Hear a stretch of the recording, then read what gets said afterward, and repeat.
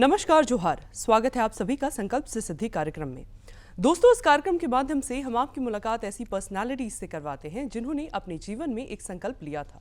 उस संकल्प को पूरा करने के लिए उनके अंदर एक जुनून आया और उन्होंने उस कार्य को सिद्ध किया। दोस्तों, अक्सर हम देखते हैं कि सालों से किसी पर्टिकुलर रोल या प्रोफाइल में एक्सपर्टीज हासिल कर काम करने के बावजूद भी ये प्रॉब्लम हम सभी के साथ होती है कि हम किसी न किसी जगह पे स्टक फील करते हैं, आगे नहीं बढ़ पाते हैं। हमें हमारा मन चाहा जो डिज़ायर्ड प्रोफेशन, जो डिज़ायर्ड पोजीशन चाहिए होती है, अपने एक्सपर्टीज़ को ध्यान रखते हुए वो हमें नहीं मिल पाती और किसी न किसी पॉइंट पर ऐसा ज़रूर होता है कि हम आकर स्टक हो जाते हैं। उसी गैप को फिल करने के लिए आज हमारे बीच मौजूद हैं कोविकी टेक्नोलॉजीज़ के फाउंडर किंजल रॉय जी। हम जानेंगे इनसे इनकी कंसेप्ट के बारे में कि किस तरीके से ये जो लोग स्टक हो रहे हैं इस गैप को वो फिल कर रहे हैं, और साथ ही साथ हम जानेंगे इनसे इनकी जर्नी के बारे में। तो चलिए देर नहीं करते हुए आपकी मुलाकात करवाते हैं कोविकी टेक्नोलॉजीज़ के फाउंडर किंजल रॉय जी से। तो किंजल जी, बहुत बहुत स्वागत है आपका हमारे कार्यक्रम में। नमस्कार। नमस्कार किंजल जी, सबसे पहले तो मैं आपसे जानना चाहूँगी कि ये हम सभी के साथ कहीं ना कहीं एक प्रॉब्लम फेस होती है कि करियर लाइफ में आने के बाद, प्रोफेशनल लाइफ में आने के बाद हम सभी कहीं ना कहीं स्टक फील करते हैं, और उसी दौरान कुछ लोग होते हैं जो कम उम्र में, कम समय में काफ़ी आगे निकल जाते हैं और फिर हमें लगता है कि कहाँ कमी रह गई। तो क्या कारण लगता है आपको इसका, और कैसे आप इस गैप को फिल कर रहे हैं उन वर्किंग प्रोफेशनल्स के लिए, उन बिजनेसमैन के लिए, या फिर किसी भी एमएनसी के कॉर्पोरेट एम्प्लॉय के लिए? धन्यवाद मुझे ये अपॉर्चुनिटी देने के लिए। ये एक प्रॉब्लम जो है ये काफ़ी दिन से इंडस्ट्री में from the demand side and from the supply side, दोनों साइड से है। तो उसमें पहली बात है कि बहुत सारे सोल्यूशंस ऑलरेडी हमारे पास है, बट वो सोल्यूशंस उतना इफ़ेक्टिवली काम नहीं कर पा रहे हैं। एंड लास्ट कुछ सालों में आर्टिफिशियल इंटेलिजेंस, मशीन लर्निंग, ये सब आने के बाद इस प्रोसेस में काफ़ी ज़्यादा पैराडाइम शिफ्ट हुआ है। बहुत सारे सॉल्यूशंस हमारे पास हैं, लेकिन वो उस तरीके से काम नहीं कर पा रहे हैं। जैसे आप अगर कोई भी कॉलेज उठा लीजिए, तो उस कॉलेज में जब आप थर्ड ईयर में होते हो, आप फोर्थ ईयर में होते हो, तो आपका इंटरव्यूज़ के लिए आपको प्रिपरेशन कराया जाता है। आप इंटरव्यूज़ में जाते हो, वो लोग आपसे क्वेश्चन पूछते हैं। टेक्निकल क्वेश्चन तो आप बहुत अच्छे आंसर कर देते हो अगर आपका टेक्निकल एक्सपर्टीज़ अच्छा है, बट जब आता है वो चीज़ जो आपके जहन में है, वो कम्युनिकेट कैसे किया जा सके, या जो सॉफ्ट स्किल्स के बाद हम लोग करते हैं, या वैल्यू एडिशन के बाद कि आप एक चीज़ जानते हो उसको कैसे करके आपको प्रेजेंट करना चाहिए, उधर में एक गैप रह जाता है। अब हम लोग जब जॉब करते हैं, हम लोग उस प्रोसेस में सीखते हैं ये चीज़, बट वो इतना अच्छा एक्सपीरियंस नहीं रहता है। तो हमारा जो प्रोडक्ट है, जो हम लोग इंटरव्यू मास्टर हमारा प्रोडक्ट है, वो ऐसा एक टूल है जो आप घर पे बैठ के आप खुद से प्रिपेयर कर सकते हो, and it is supported by जो हमारे सब्जेक्ट मैटर एक्सपर्ट्स हैं, जो अपने खुद 10 साल, 15 साल, 20 साल इंडस्ट्री में काम करके वो कंटेंट बना के हम लोग को देते हैं, और हम लोग artificial intelligence and machine learning को यूज़ करके वो एक प्रोडक्टाइज मोड पे यूज़र्स को देते हैं, जो कोई भी यूज़ कर सकता है। एंड उसका जो फीचर्स है वो मैं आपको ग्रेजुअली बताऊँगा, बट ये जो प्रोडक्ट है ये आप घर पे बैठ के आराम से प्रिपेयर कर सकते हो। मैनुअल इंटरवेंशन बहुत कम हो गया है। किंजल जी, एक चीज़ मैं आपसे पूछना चाहूँगी कि अक्सर वैल्यू एडिशंस की आपने बात कही, तो वैल्यू एडिशंस के नाम पर हमारे पास बहुत सारे ऐसे विकल्प होते हैं, ट्रेनिंग्स होती हैं, हमारे वर्कशॉप्स होते हैं जिसके माध्यम से हमें सिखाया जाता है। लेकिन अगर हम देखें तो कहाँ कमी रह जाती है कि इन सब के बावजूद भी वो फुलफिलमेंट हमें नहीं मिल पाती है जो कि हमें चाहिए होती है, और स्टिल हम लोग स्टक फील करते हैं। हाँ, तो इसमें सबसे बड़ी बात है, अगर आप देखोगे कि कोई भी स्टूडेंट हो या फिर कोई भी मिड एक्सपीरियंस प्रोफेशनल हो, जैसे मैं आपको बताया कि ये जो लर्निंग का प्रोसेस है वो आप जाते जाते करते करते सीखते हो। अब क्या होता है कि अगर मैं आप सपोज मान लो कि मैं एक वर्कशॉप अटेंड करवा रहा हूँ, या आपके टीचर आपको हेल्प कर रहे हैं, आप सबके साथ बैठे हुए हो, या फिर आपको जो फीडबैक मिल रहा है आप एक बार ही कर रहे हो, या जो फ्रीक्वेंसी है वो आपको बार बार करना पड़ेगा। और ये जो सॉफ्ट स्किल डेवलपमेंट है, ये कोई टेक्निकल स्किल डेवलपमेंट नहीं है कि आप बुक पढ़ लोगे और आप सीख जाओगे। इसके लिए आपको बार बार करना पड़ता है, उस पर आपको गाइडेंस भी बहुत ज़रूरी है। तो इसके लिए हमारा जो सोल्यूशन है वो आप घर बैठ के कर सकते हो, जहाँ पे आप अपने ईज़ पे आप खुद के जो आपके रिजल्ट्स हैं उसको आप खुद एनालिसिस कर सकते हो, एंड उसके ऊपर आप डिसीजन ले सकते हो। एंड डेफिनेटली उधर पे आप अगर आपको लगता है कि हाँ ठीक है मैं प्रैक्टिस कर रहा हूँ बट फिर भी मुझे दिक्कत हो रहा है, या फिर मैं जैसे था ये टूल यूज़ करके मैं जिस लेवल पे अभी पहुँचा हूँ वो एडिक्वेट है कि नहीं इंडस्ट्री के लिए या इंटरव्यू क्रैक करने के लिए, तो तब जाके हमारा जो एक्सपर्ट्स है वो इंटरवीन करते हैं। एंड इसके साथ और भी कुछ फीचर्स है जो आपको इंडस्ट्री के लिए बहुत ज़्यादा एडेप्ट बनाते हैं, जो अभी के आज के डेट पे जो नॉर्मल प्रोसीड्योर्स है उस पर नहीं होता है। तो मैं डेफिनेटली उस फीचर्स पे आऊँगा, बट आई थिंक सबसे इम्पॉर्टेंट वही बात है कि आप एक वर्कशॉप पे जाते हो, आप पैसे देते हो, थोड़े ड्यूरेशन के लिए आप इंटरेक्ट करते हो, बट आपको ये day to day every day करना पड़ेगा। वो आप मंथ बाय मंथ करोगे, 1 साल लग जाएंगे आपको वो सॉफ्ट स्किल्स डेवलप करने में। ये एक दिन का बात नहीं है, इसमें थोड़ा सा पेशेंस तो लगता है। किंजल जी, आपने कस्टमाइजेशन की बात कही, तो मैं जानना चाहूँगी कि नॉर्मल वर्कशॉप्स या नॉर्मल ट्रेनिंग्स तो सभी के लिए एक कॉमन में दिए जाते हैं जो हम ले सकते हैं, हाँ जी। अवेल कर सकते हैं, लेकिन क्या आपके कंसेप्ट या प्लेटफॉर्म में ऐसा कुछ है जिसकी मदद से जो एम्प्लॉय जिस चीज़ को लेकर स्टक है उसके अंदर जो एक्सपर्टीज़ है, जो क्वालिटीज़ है, उसको एनालाइज करते हुए उसको जो चीज़ चाहिए अपग्रेड होने के लिए वो आप उसको प्रोवाइड करते हैं, उसके क्वालिटीज़ और उसके एक्सपर्टीज़ को ध्यान में रखते हुए?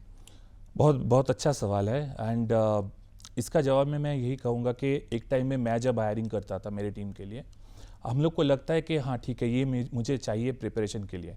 आप प्रिपेयर करते हो, आप इंटरव्यू में जाते हो, आप आपको लगता है कि हाँ मैं अच्छा इंटरव्यू दिया हूँ, बट फिर भी क्रैक नहीं हो पाता है।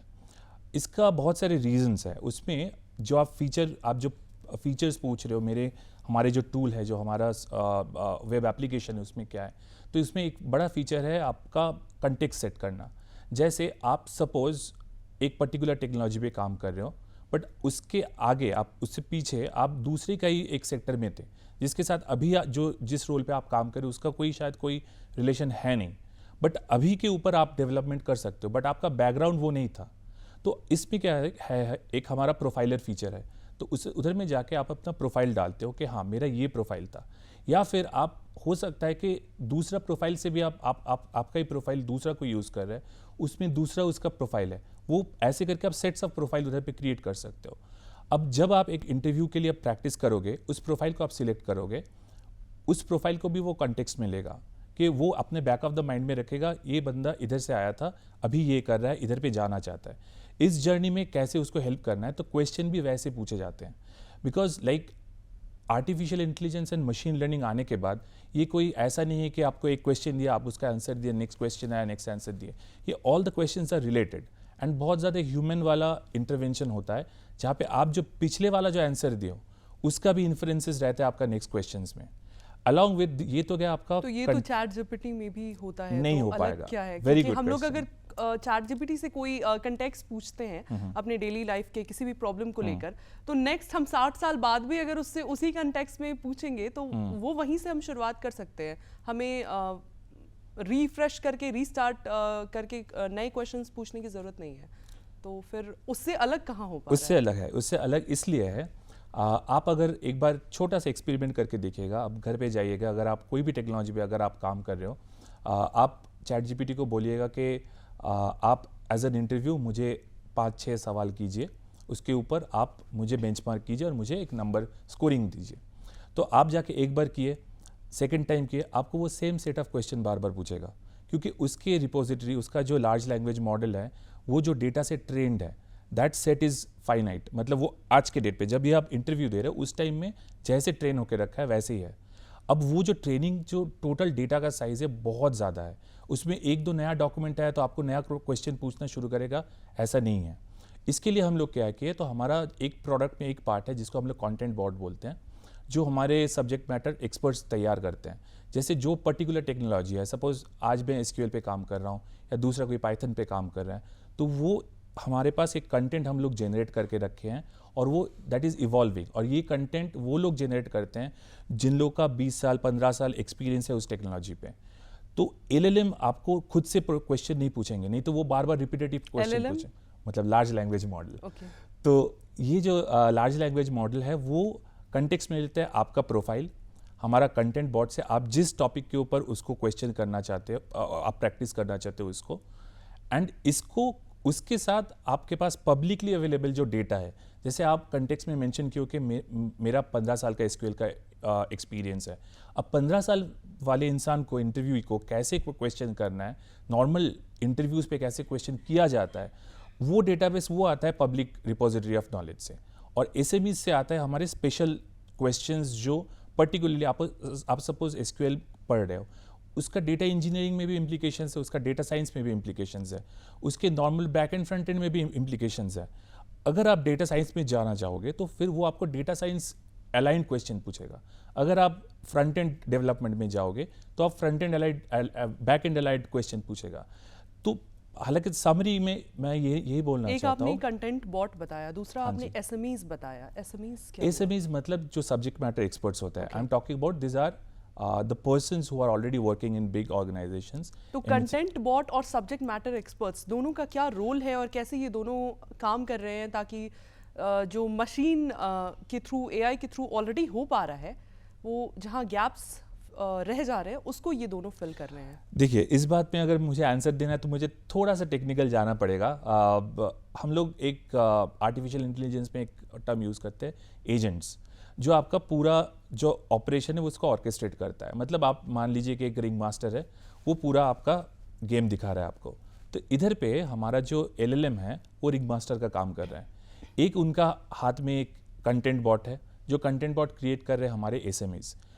एसएमईज के पास ऑनेस्टली टाइम नहीं है, वो अपना जॉब कर रहा है। वो आके अगर यही काम कर पाता तो सबसे बढ़िया होता, बट वो होने वाला नहीं है। सब बहुत बिजी रहते हैं, और जो लोग अच्छे काम कर रहे हैं वो तो और भी बिजी रहेंगे, तो उनके टाइम तो मिलेंगे ही नहीं आपको। तो हम लोग क्या करते हैं कि उनके लेजर में जब वो ये कंटेंट बनाते हैं तो वो कंटेंट हम हमारे रिपोजिटरी में बना के रखते हैं, ऑर्गेनाइज करके रखते हैं। एलएलएम क्या करता है, उस कंटेक्स्ट आपका जो प्रोफाइल है वो कंटेक्स्ट को लेता है, आप जिस कंटेंट के ऊपर उसको इंटरव्यू करना चाहते हो उसको लेता है, जो हमारे एसएमईज बनाते हैं, which is an enriched thing which जो आपके एलएलएम के पास नहीं है। उसके ऊपर एलएलएम क्या करता है कि कि सपोज मैं गूगल या माइक्रोसॉफ्ट में इंटरव्यू देने जा रहा हूँ, तो उसके 3 राउंड है, उसके 3 राउंड में फर्स्ट राउंड में कैसे क्वेश्चन करना पड़ेगा, ये नॉलेज उसके पास है, एलएलएम के पास है। तो वो वैसे करके अपना जो क्वेश्चन है, जो कंटेंट बॉट है, उसको अलाइन करेगा आपके प्रोफाइल पे बेसिस पे, और आपको क्वेश्चन करेगा। See, this is the solution is in the fine tuning of the operation which is done. आप पहले भी ये काम कर रहे थे, बट आपके जो सीनियर्स है आप उससे सीखोगे। एक बार आप कॉल करोगे, वो आएगा, आपको 2-3-4 बातें करेगा, 1 घंटा आपके साथ स्पेंड करेगा, बट आप में जो प्रॉब्लम्स है उसको आपको डेली तराशना पड़ेगा। उसके लिए वो टाइम उसके पास है नहीं। इसलिए हम लोग को एक इंटरवेंशन चाहिए जहाँ पे आप घर बैठ के ये सब चीज़ कर सकते हो अपने लेजर टाइम में, and with the help of the knowledge which is out there, जो हम लोग स्टोर करके रख रहे हैं हमारे एसएमईज से। इसका सक्सेस रेट कितना हुआ है किंजल जी, अगर हम बात करें अभी तक तो, कि कब आपने इस चीज़ की शुरुआत की, उस पर तो हम आएंगे, लेकिन एग्जैक्टली कब आपने शुरुआत की और तब से लेकर अभी तक इसका सक्सेस रेट क्या रहा है in comparison to AIs and chat GPTs and other formats available? Correct. So आप इस पूरा जो हमारा प्रोडक्ट पोर्टफोलियो है उसमें हम लोग कंटेंट बॉट लेके बात की है, इंटरव्यू क्राफ्ट एक है, और बाकी 2 चीज़ है जिसके मैं थोड़ा सा जिक्र किया था, एक इमोशन क्राफ्ट है और एक स्पीच क्राफ्ट है। तो हम लोग जो स्पेसिफिकली देखे इस प्रोडक्ट का, तीनों क्या है? एक है आपका इंटरव्यू क्राफ्ट जो आपका क्वेश्चंस पूछेगा, it's like a chatbot. उसमें भी ह्यूमन इंटरवेंशन है? नहीं, उसमें कोई ह्यूमन इंटरवेंशन नहीं है। वो आपसे क्वेश्चन पूछेगा, just like a chatbot, and it's a voice chatbot. आपको लिखना नहीं पड़ेगा।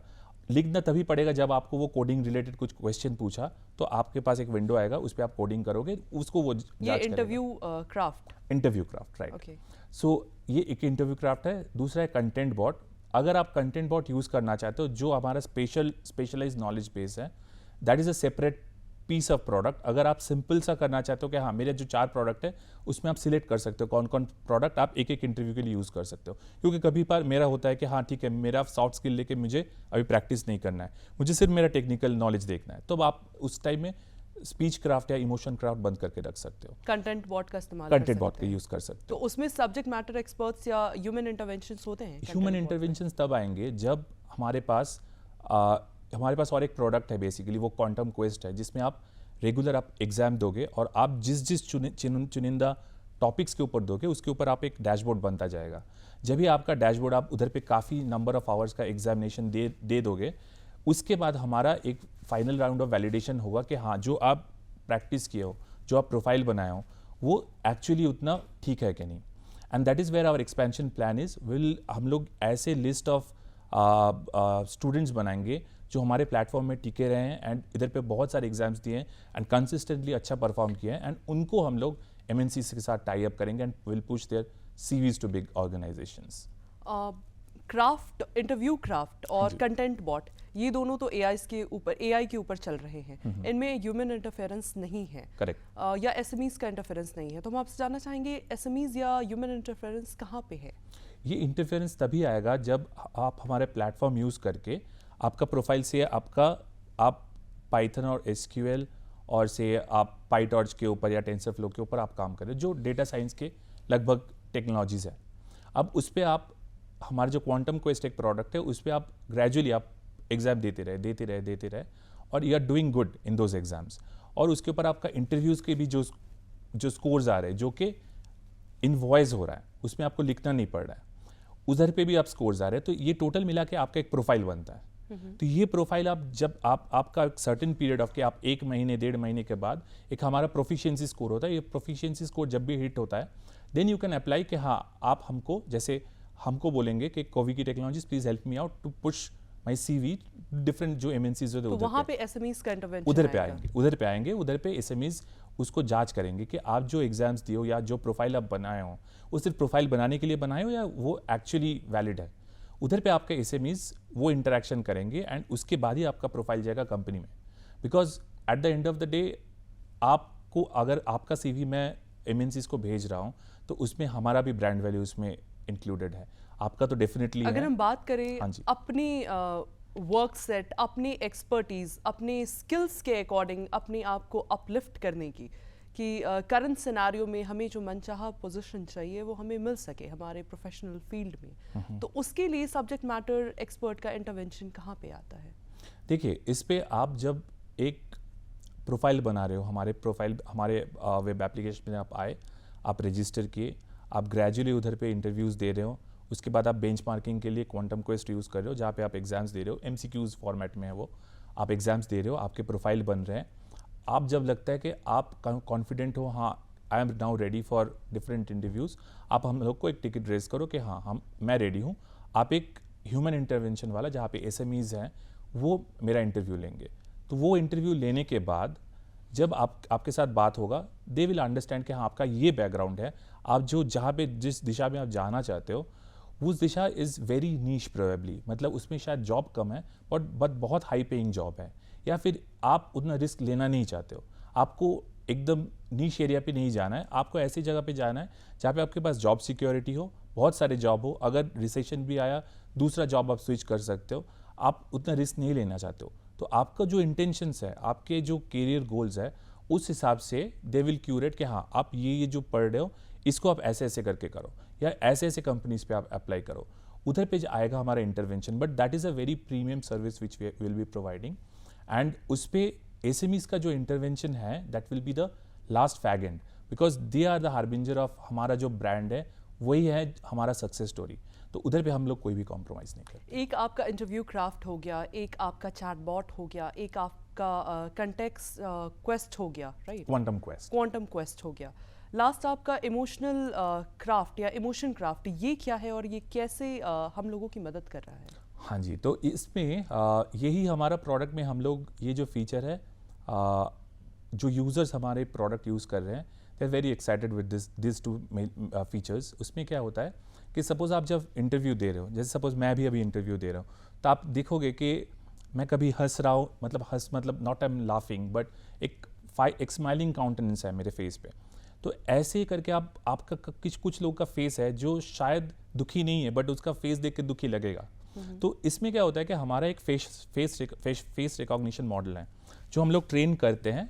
वो आपका इंटरव्यू के दौरान आपके जो फेशियल एक्सप्रेशंस है वो कैसे चेंज कर रहे हैं. सपोज आप मान लीजिए कि 2 बंदा है, ये दोनों ही इक्वली टेक्नोलॉजिकली दोनों ही अच्छे हैं. अब आपको चूज़ करना है एक को, दूसरे को आपको नहीं चूज़ करना है, क्योंकि आपके पास एक ही प्रोफाइल, एक ही आपके पास वैकेंसी है. आप कैसे करोगे? अभी तक लोग गट फीलिंग में करते हैं कि हाँ एक बंदा जो इंटरेक्टिव ज़्यादा है, मुझे लगता है कि हाँ 2-3 साल बाद इसको जाके क्लाइंट फेस करना है, तो जो बंदा इंटरेक्टिव होगा वो अच्छे से बात करेगा, क्लाइंट को और एंगेज करेगा, उसको अच्छा एक्सपीरियंस देगा अलॉन्ग विद द टेक्निकल जो उसका कोर कॉम्पिटेंसी है।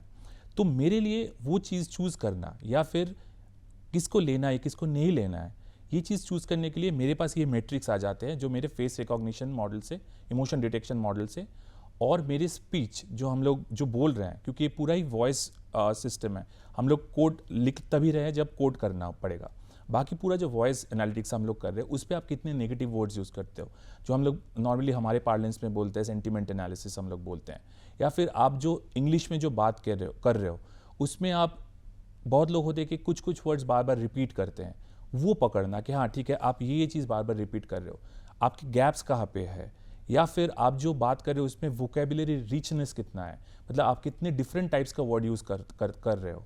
तो ये सब चीज़ हम लोग एनालिटिक्स में करते हैं जो आपके सॉफ्ट स्किल डेवलपमेंट में आता है। Emotional craft is all about soft skills development. Emotion is about your face, the speech craft is for your voice. So ये जो एनालिटिक्स है, जो main component of your soft skills है, इन दोनों को हम लोग लेवरेज करते हैं ताकि यूजर्स उस पर भी काम कर सके जाके, ताकि उसका जो सीवी है, उसका जो टेक्निकल एक्सपर्टीज है वो ज़्यादा सेलेबल हो कंसेप्ट तो आपका बहुत अच्छा है किंजल जी। अब थोड़ा सा बैकग्राउंड में आते हैं और जानते हैं कि आपने अपनी पढ़ाई डेटा इंजीनियरिंग फील्ड में की है। हाँ जी, मैं कंप्यूटर साइंस इंजीनियर हूँ। तो आपने नॉर्मल स्टूडेंट्स की तरह कोई प्लेसमेंट चूज करने का नहीं सोचा? मेरा उम्र अभी 38 है एंड मैं ऑलमोस्ट 10 साल इंडस्ट्री में काम कर चुका हूँ, एंड ये जो प्रॉब्लम का बात जो है तो ये मैं खुद फेस किया हूँ, जब मैं स्टूडेंट था उस टाइम में भी, और जब मैं खुद हायर कर रहा था तब भी। तो उसी जगह से ये प्रॉब्लम का। आप जब स्टूडेंट थे तब आपने कौन सी प्रॉब्लम ऐसे फेस की और किस ईयर में आप थे उस समय? मैं इंजीनियरिंग कंप्लीट किया हूँ 2010 में। तो किस ईयर में आपको ये प्रॉब्लम फेस मुझे करनी पड़ी जब आप स्टूडेंट थे, आपने अभी बताया? मुझे इनिशियल ईयर्स पे बहुत ज़्यादा महसूस हुआ था, बिकॉज इंजीनियरिंग कॉलेज में या फिर हम लोग का, मैं वैसे तो इंग्लिश मीडियम में पढ़ाई हुआ है, बट इंग्लिश में भी उतना जो एक कम्युनिकेशन पावर होता है वो उतना था नहीं, तो कभी भी इंग्लिश में कुछ बोलना पड़ता था तो मुझे शाई लगता था, मुझे लगता था कि ठीक है रहने दो, बाद में अगर जब देखा जाएगा तो तब मैं कर लूँगा, ऐसे मेरा अप्रोच रहा करता था, जो मुझे ठीक नहीं लगा। तो जब मैं IIT दिल्ली गया, उधर पे like I did my MBA from there, और IIT दिल्ली में उधर पे माहौल ही ऐसा रहता था कि टेक्नोलॉजी एंड जो हमारे एलुमनाइज हैं वो आते रहते थे कैंपस में, एंड पूरा रात भर उधर पे पढ़ाई का माहौल रहता था, एंड इट्स अ वेरी अब कम्पिटिटिव एनवायरनमेंट। तो उस एनवायरनमेंट में रहते रहते मुझे लगा कि नहीं, इस चीज़ से दूर आने का कोई बात नहीं है, इसको फेस करना चाहिए। अब वो फेस करने के लिए मैं एक डिवाइस किया था कि जब भी मैं सपोज ऑटो में जा रहा हूँ, किस ईयर में आपको फेस हुआ? स्टूडेंट थे आप, लेकिन किस ईयर में? ये कॉलेज के टाइम में जो 2010 था, एंड उसके बाद आपका कौन सा ईयर था उस समय इंजीनियरिंग का? मेरा 4th ईयर था। 4th ईयर था, लाइक अबाउट कंप्लीशन था। करेक्ट। तो आप मतलब किस फील्ड की तरफ जा रहे थे कि ये प्रॉब्लम्स आपको फेस करनी पड़ी? आप जा रहे थे प्लेसमेंट्स की ओर, आप जा रहे थे अपना खुद का कुछ स्टार्ट करने की ओर, किस ओर आप जा रहे थे कि ये प्रॉब्लम्स आपको फेस करनी पड़ी? नहीं, उस टाइम में दिमाग में यही था कि अच्छा प्लेसमेंट मिल जाए, जॉब करेंगे, फिर यूएस जाके यूएस सेटल कर जाएंगे, यही प्लान था। बट उसके बाद जॉब करते करते मुझे लगा कि एक तो ये प्रॉब्लम तो एक जगह, और दूसरी जगह वो भी लगा कि नहीं, देश में रहना है, कुछ करना है, एंड इंडिया में इतना पोटेंशियलिटी ज़्यादा है। आप बात करोगे, सब लोग इतने दिमाग से इतने शार्प है, बट मुझे लगता है कहीं ना कहीं वो हैंड होल्डिंग का बहुत ज़रूरी है कि आप इंडस्ट्री में जाके समझ रहे हो कि हाँ ये चीज़ है इधर पे, एंड वो काफ़ी हद तक हम लोग बहुत अच्छा भी किए हैं। मतलब आप अगर कोई भी बड़े बड़े MNCs देख लोगे, everywhere you will find Indians, but ये चीज़ और भी हम लोग लेवरेज कर सकते हैं, और इतने सारे लोग हैं। और AI/ML आने के बाद ये चीज़ कोई भी जो इवन जो BTech नहीं किया या BE नहीं किया है, जो इंजीनियरिंग का 4 साल का कोर्स नहीं किया है, आज के डेट में मैं जाके बोल सकता हूँ कि आप मुझे आपके ज़िंदगी के 3 महीने दे दो, मैं आपका अगर एम्प्लॉयमेंट अभी आप सपोज़ कोई भी छोटा मोटा काम कर रहे हो, उसको आराम से मैं इतने लेवल पे ले जा सकता हूँ जहाँ पे आप बहुत कंफर्टेबली अपना लाइफ लीड कर सकते हो। बट आपको वो डेडिकेटेडली करना पड़ेगा। अब वो कैसे करना है, लोगों को समझ नहीं आता, लोग समझते हैं कि कोडिंग बहुत डिफिकल्ट चीज़ है। तो जब आप अपनी स्टूडेंट लाइफ में थे, आपने एक जॉब ली थी हाँ after completing your data engineering, हाँ जी, तो किस फील्ड में आपने जॉब की थी मेरा डेटा इंजीनियरिंग में ही था। तो और कितने सालों तक आपने जॉब की, और जॉब करते के दौरान कब ये पेन पॉइंट रियलाइज हुआ? ये एक्चुअली मुझे रियलाइज़ हुआ जब मैं एमबीए करने के बाद फिर से जॉब करना शुरू किया। तो मैं इनिशियल डेज पे मैं टीसीएस ही ज्वाइन किया था, तो 2.5 years मैं उधर पे था एंड डेटा इंजीनियरिंग में था। उसके बाद एमबीए में जब मैं गया था, उसके बाद जब मैं काम करना शुरू किया, जब मुझे क्लाइंट हैंडल करना पड़ता था, तब मुझे जाके लगा कि नहीं, अभी सिर्फ कोडिंग से तो काम नहीं चलेगा। अगर करियर में अच्छा करना है तो मुझे सॉफ्ट स्किल भी अच्छे से डेवलप करना पड़ेगा। तो उस दौरान आपको ये पेन पॉइंट रियलाइज हुआ कि लोगों को इस definitely, चीज़ की ज़रूरत है। डेफिनेटली। फिलहाल कितने लोग डायरेक्टली या इनडायरेक्टली आपके स्टार्टअप से इनकम बेनिफिट ले चुके हैं या ले रहे हैं? सी, हम लोग अभी काम कर रहे हैं बहुत सारे कॉलेजेस के साथ। उसमें स्टूडेंट्स को ये जो प्रोसेस मैं आपको बोल रहा हूँ, it's a long term process. ये ऐसा नहीं कि मैं मतलब कितने लोग एम्प्लॉयड है डायरेक्टली या इनडायरेक्टली, या एम्प्लॉयड हो चुके हैं नहीं, जिनको काफ़ी अर्निंग सारे मिल चुकी काफ़ी है? काफ़ी एक सारे लोग, रफ या एवरेज डेटा। हाँ, मतलब आप मान के चलो कि 100 से 150 लोग जो है, which is a mix of both, जो पहले से एम्प्लॉयड है एंड जो फ्रेश अभी इंडस्ट्री में जाएंगे, ये सब मिला के ही आपका है। रेवेन्यू कैसे क्रिएट होता है इन सभी चीज़ों के बीच? तो अभी हम लोग का जो मॉडल है, एप्लीकेशन जो है, तो उधर पे हम लोग हमारा एक क्यू क्रेडिट्स करके हम लोग एक करेंसी, वर्चुअल करेंसी है जो आपको खरीदना पड़ता है। जैसे मैं आपको बताया हूँ कि हमारे जो 4 मेजर पिलर ये ब्लॉक्स क्यू करेंसी आपकी खुद की करेंसी है और कहीं अवेलेबल नहीं मिलेगी? ये क्यू करेंसी आपको मिलेंगे, नॉर्मल करेंसी से आपको बाई करना पड़ेगा। तो फिर आपके पास जो क्यू करेंसी है उसका आपको खरीदना पड़ेगा, एंड आप जैसे जैसे सर्विस यूज़ करोगे तो वो क्यू करेंसी से वो घटता जाएगा। मतलब Q currency is your own currency in this platform. Correct. Kinjal ji, आप हमारे कार्यक्रम में आए और आपने हमारे दर्शकों को इतनी विशेष जानकारियां दी, इसके लिए आपका बहुत बहुत धन्यवाद, आभार। अगले कार्यक्रम में आपसे फिर मुलाकात होगी ऐसे ही किसी नए व्यक्तित्व के साथ। तब तक के लिए हमें और हमारी पूरी टीम को दीजिए इजाजत। नमस्कार, जोहार।